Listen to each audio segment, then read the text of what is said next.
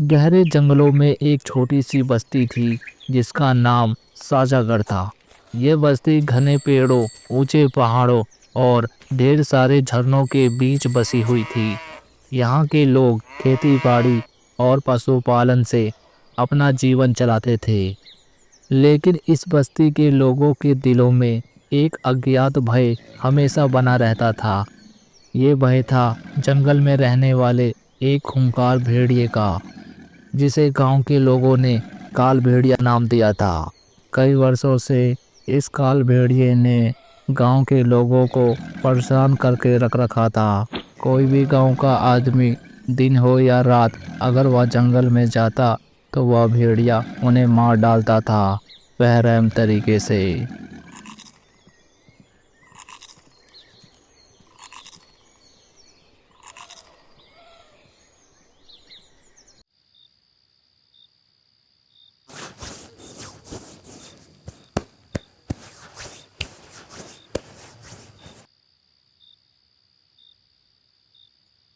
इस काल भेड़िए का आतंक दिन पे दिन बढ़ता ही जा रहा है। गांव के लोगों ने मुझको बताया, रघु जंगल में गया था अपनी भेड़ों को चराने के लिए।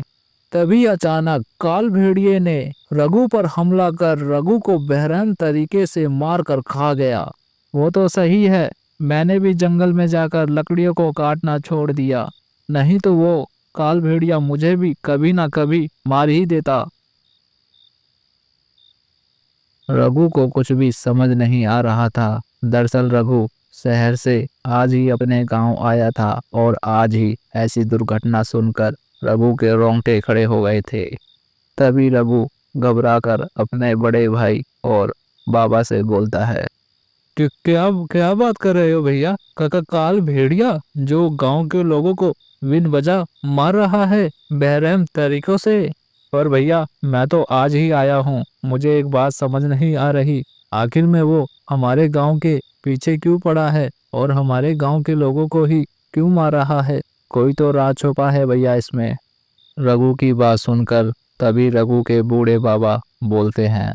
हाँ बेटा रघु, दरअसल बात ऐसी है कि बहुत साल पहले इस जंगल में एक महात्मा तपस्या कर रहे थे। गांव के कुछ लालची लोगों ने उनकी धैर्य की परीक्षा लेने के लिए उनके आश्रम को जला दिया। महात्मा ने क्रोधित होकर बेटा रघु श्राप दिया कि इन लोगों की पीढ़ियां एक ऐसे भेड़िए के आतंक में जिएगी जो तब तक उनका पीछा नहीं छोड़ेगा जब तक इसे अन्याय का बदला नहीं ले लेता।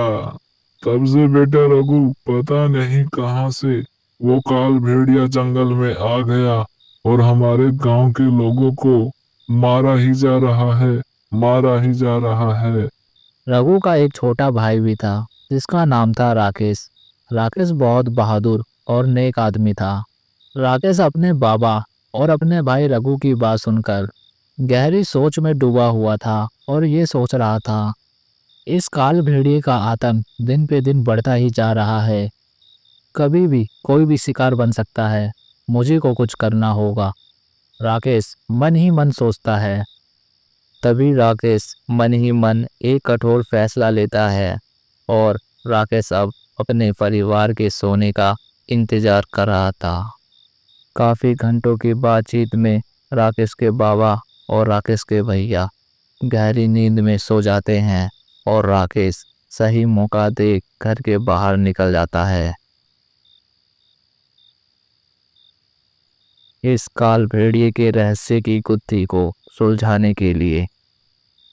मैं मानता हूँ बाबा, हमारे पूर्वजों ने बहुत बड़ी गलती करी है। साधु जी की झोपड़ी जलाकर उन्होंने बहुत बड़ा पाप किया है। साधु जी ने गुस्से में आकर ऐसा शराब दे दिया जिसकी वजह से हमारे आने वाली पीढ़ियों को भी इस शराब का भागीदार बनना होगा। लेकिन बाबा, मैं ऐसा होने नहीं दूंगा। मैं बाबा साधु जी के श्राप को खत्म करके रहूंगा।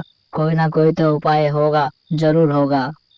इतना कहकर राकेश निकल जाता है जंगल की ओर, जहां पर काल भेड़िए का वास है।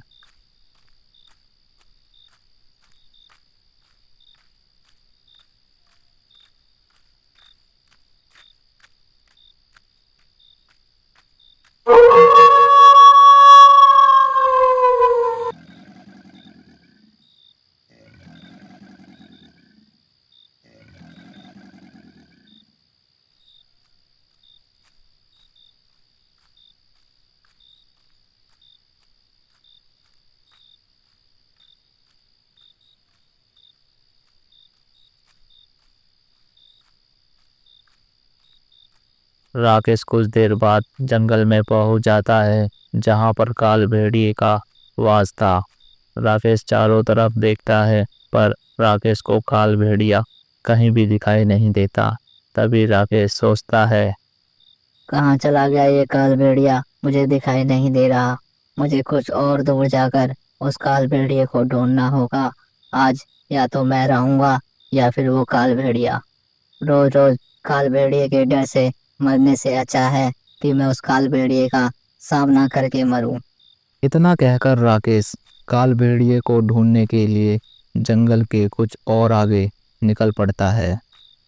राकेश चल ही रहा होता है कि तभी अचानक राकेश की नज़र एक गुफा पर पड़ती है। उस गुफा में से बहुत तेज रोशनी आ रही थी, जैसे कि किसी ने आग जला रखी हो। तभी राकेश गुफा के अंदर जाता है और जाकर देखता है उस वीरान सी गुफा में एक साधु बैठकर अपने सामने लकड़ियों की जोत जलाकर तपस्या कर रहा था और इधर राकेश के होश उड़े हुए थे।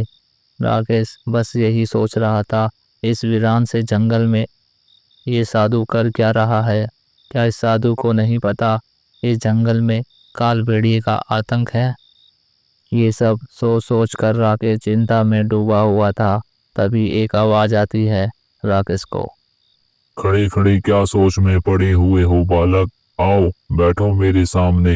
मैं तुम्हारा ही इंतजार कर रहा था। सालों पहले तुम्हारे पूर्वजों ने जो गलती की थी उसे सुधारने का समय आ चुका है। साधु की आवाज सुनकर राकेश के तो होश उड़ जाते हैं। राकेश बस यही सोच रहा था, साधु को कैसे पता चला कि मैं उनके पीछे खड़ा हुआ हूँ। लेकिन राकेश साधु जी को कुछ नहीं बोलता और साधु जी के कहने पर राकेश साधु जी के सामने जाकर बैठ जाता है। तभी राकेश साधु जी से बोलता है, साधु जी, आप आखिर में हो कौन और इस वीरान सी गुफा में क्या कर रहे हो? और आपको कैसे पता जो गलती सालों पहले हमारे पूर्वजों ने की थी उनकी गलतियों की सजा हमारे आने वाले पीढ़ियों को मिल रही है? क्या आपको पता है साधु जी, इस जंगल में एक काल भेड़िया रहता है जो सिर्फ हमारे गांव वालों को परेशान कर रहा है और बेरहम तरीके से हमारे गांव वालों को मारकर खा जाता है। राकेश की बात सुनकर तभी साधु जी राकेश को सारी बात बताते हैं। बेटा मैं वही साधु हूँ जिसने तुम्हारे पूर्वजों को श्राप दिया था और इस श्राप का भागीदार तुम्हारी आने वाली पीढ़ियां भी बनेगी। साधु की बात सुनकर तो राकेश के होश ही उड़ चुके थे। तभी राकेश साधु जी से बोलता है, साधु जी, मैं मानता हूँ हमारे पूर्वजों ने बहुत बड़ी गलती करी है। उन्हें ऐसा नहीं करना चाहिए था। आपका आश्रम नहीं जलाना चाहिए था। आपने गुस्से में आकर एक ऐसा शराब दे दिया जिससे जिससे हमारे आने वाली पीढ़ियों पर एक बड़ा खतरा बन चुका है। और वो खतरा है काल भेड़िया। बेरहम तरीके से वह काल भेड़िया हमारे गांव के लोगों को मार रहा है। अब तो साधु जी गांव वाले डर डर कर जी रहे हैं। आखिर में साधु जी, हमारे गांव वालों की क्या गलती है? उन्हें तो पता भी नहीं है कि आपके साथ ये सब हुआ है। जो कुछ भी गलतियां करी हमारे पूर्वजों ने करी, उनके लिए हम क्षमा मांगते हैं आपसे साधु जी। हमें माफ कर दो और अपने श्राप को वापस ले लो। अब मैं अब और अपने गांव वालों को मरता हुआ नहीं देख सकता साधु जी। बेटा मैं तुम्हारी बात को समझता हूँ। मैं मानता हूँ मुझे ऐसा श्राप नहीं देना चाहिए था जिससे तुम्हारे आने वाली पीढ़ियों को भी भुगतना पड़े। लेकिन बेटा क्रोध में मैंने आकर अनजाने में ऐसा श्राप दे दिया जिस श्राप से मैं भी वाकिफ नहीं था। कोई बात नहीं साधु जी, मुझे पता है आपने क्रोध में आकर हमारे गांव वालों को श्राप दिया, नहीं तो आप ऐसा शराब कभी भी नहीं देते। अब साधु जी, हमारे गांव वालों की जिंदगी आपके हाथ में है। जो आपने शराब दिया था इसे वापस ले लो साधु जी और हमारे गांव वालों को मुक्त करो साधु जी इस शराब से। बेटा ये श्राप मैं वापस नहीं ले सकता। नहीं साधु जी, ऐसा मत बोलो। अगर आप ऐसा बोलोगे तो हमारे गांव वालों का फिर क्या होगा? हमारे आने वाली पीढ़ियों को सदैव काल भेड़िए का खौफ सताता रहेगा और हम अपने ही गांव में कैद होकर रह जाएंगे। साधु जी, कुछ तो उपाय होगा इस शराब को तोड़ने के लिए। बेटा, इस श्राप को तोड़ने का सिर्फ एक ही उपाय है। जो गलती तुम्हारे पूर्वजों ने की थी उसको सुधारने का यही उपाय है कि तुम सभी गांव वालों को मिलकर काल भेड़िए के सामने माफी मांगना होगा। उसके बाद तुम्हारा गांव शराब से मुक्त हो जाएगा। राकेश साधु जी को धन्यवाद बोलकर गुफा से बाहर निकल जाता है और अपने गांव रवाना हो जाता है।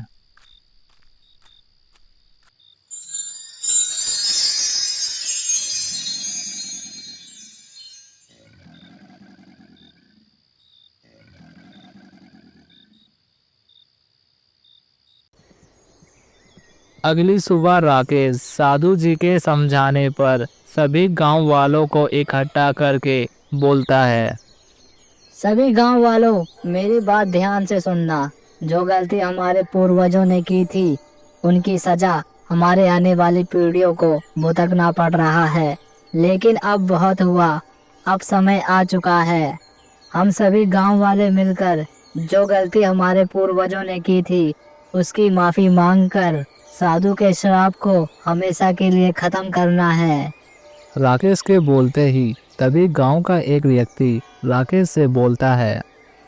राकेश भाई, अगर हमारे माफी मांगने से साधु का श्राप खत्म हो सकता है और हमारा गांव पहले की तरह खुशहाल जिंदगी जी सकता है तो हम सभी गांव वाले माफी मांगने के लिए तैयार हैं। लेकिन राकेश भाई, माफी मांगनी किसके सामने है, ये तो बताओ हमें। तभी राकेश बोलता है। गांव वालों, साधु के श्राप से काल भेड़िए का जन्म हुआ है। हम सभी गांव वालों को काल भेड़िए के सामने माफी मांगना होगा, तभी जाकर साधु जी का श्राप खत्म होगा और हम पहले की तरह खुशहाल जिंदगी जी सकेंगे। राकेश की बात सुनकर तभी गांव वाले चौंक जाते हैं और बोलते हैं। राकेश भाई, तुम्हारा दिमाग तो ठिकाने पर है ना? क्या बोल रहे हो तुम? हम सभी गांव वाले मिलकर उस काल भेड़ी के सामने जाए और माफी मांगे और वो हमें माफ कर देगा और हमें जिंदा भी छोड़ देगा। वो एक काल भेड़िया है, काल भेड़िया साधु के श्राप से जन्मा राक्षस है। राक्षस वो किसी को भी नहीं छोड़ेगा। जो कोई भी उसके सामने गया वो आज तक जिंदा नहीं बचा। अगर हम मर गए राकेश भाई तो हमारा परिवार कौन चलाएगा? हमें सभी गांव वालों को अपना परिवार चलाना है। बरसक हमें डर डर कर ही क्यों ना जीना पड़े इस गांव में। चलो रे भाइयों, चलो, सभी चलो अपने काम धंधे पर। राकेश की बात सुनकर गांव वाले गुस्सा होकर वहां से चले जाते हैं। राकेश की बात ना सुनकर गांव वाले वहां से चले जाते हैं। राकेश भी बहुत ज़्यादा चिंतित हो जाता है। राकेश मन ही मन ये सोच रहा था कि मैं अपने गांव वालों को कैसे बचाऊं इस शराब से। अगर सभी मिलकर माफ़ी नहीं मांगेंगे तो हमें और हमारे आने वाली पीढ़ियों को भी इस शराब का भागीदार बनना होगा। राकेश को कुछ समझ नहीं आ रहा था। तभी राकेश ने हिम्मत जुटाई और राकेश ने ठान लिया, अगर मेरी कोई भी मदद नहीं करेगा तो कोई बात नहीं, मैं खुद जाऊंगा काल भेड़िए के सामने और जो गलती मेरे पूर्वजों ने की उनकी मैं माफ़ी मांगूंगा। ये सोचकर राकेश वहाँ से निकल जाता है जंगल की ओर।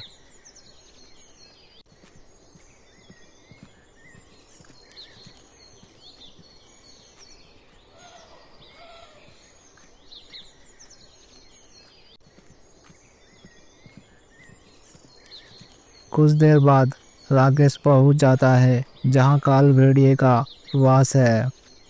काल भेड़िया राकेश को देखते ही राकेश पर हमला कर देता है, लेकिन राकेश काल भेड़िए से डरता नहीं है और अपने किए गए पूर्वजों की गलतियों की माफ़ी मांगता है, चीख चीख कर काल भेड़िए से। रुक जाइए काल भेड़िया जी, मुझे मत मारना। मैं माफी मांगने के लिए आपके पास आया हूँ। जो गलती हमारे पूर्वजों ने की थी मैं उसी की माफी मांगने के लिए आया हूँ आपके पास। और मुझे ये भी पता है सभी गांव वाले माफी मांगेंगे, तभी आप हम सभी गांव वालों को माफ करोगे। लेकिन काल भेड़िया जी, आपने इतना आतंक मचा रखा है कि गांव का कोई भी आदमी आपके सामने आना नहीं चाहता। उन्हें डर लगता है आपसे, कहीं वो आपके सामने आए, कहीं आप उन्हें मार ना डालो। मैंने हिम्मत जुटाकर अपने गांव के लोगों के लिए आपके पास आया हूँ। हमें माफ कर दो, माफ कर दो। बेशक काल भेड़िया जी, आप मेरी जान ले लो, लेकिन इस शराब से हम सभी गांव वालों को मुक्त कर दो, मुक्त कर दो। राकेश की हिम्मत देख काल भेड़िए को राकेश पर दया आ जाती है और काल भेड़िया राकेश को और राकेश के गांव वालों को माफ कर देता है। राकेश के इस निस्वार्थ भाव को देखकर भेड़िए का शराब खत्म हो गया था और तभी अचानक एक धुआं प्रकट हुआ। भेड़िया गायब होकर साधु में बदल गया। वह वही साधु थे जिन्होंने राकेश को इस शराब से मुक्त होने का उपाय बताया था। साधु जी ने राकेश को आशीर्वाद दिया और कहा, बेटा, तुम्हारी निस्वार्थ भावना ने इस श्राप को समाप्त कर दिया है। अब यह बस्ती सदा के लिए सुरक्षित रहेगी। राकेश ने केवल अपने गांव को बचाया, बल्कि यह भी सिखाया कि सच्ची वीरता सिर्फ हथियार उठाने में नहीं, बल्कि अपने हृदय को शुद्धता और सच्चाई में होती है।